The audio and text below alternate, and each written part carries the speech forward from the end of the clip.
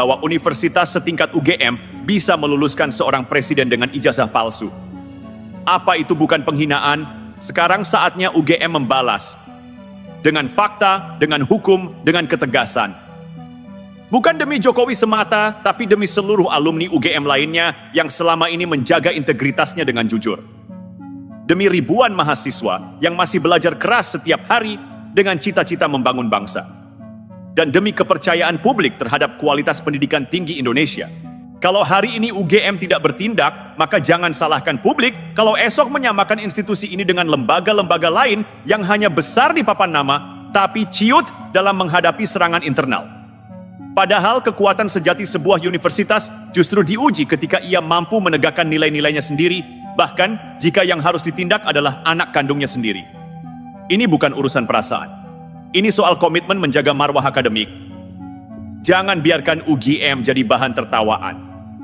Jangan biarkan fitnah tak berakar itu punya tempat nyaman di ranah publik hanya karena pelakunya mantan mahasiswa. Sudah saatnya publik melihat bahwa kampus ini tahu membedakan mana alumni yang patut dibanggakan dan mana alumni yang justru harus dihadapkan pada konsekuensi karena telah mencoreng nama besar tempat mereka belajar. UGM harus tegas atau kehilangan wajahnya sendiri. Karena jika UGM memilih diam, itu bukan netralitas. Itu ketakutan. Dan ketakutan dari institusi sebesar UGM adalah pertanda kegagalan. Kegagalan memelihara integritas, kegagalan merawat kehormatan, dan kegagalan menunjukkan bahwa ilmu bukan hanya soal gelar, tapi tentang keberanian bertanggung jawab atas kebenaran. Mari kita bicara apa adanya.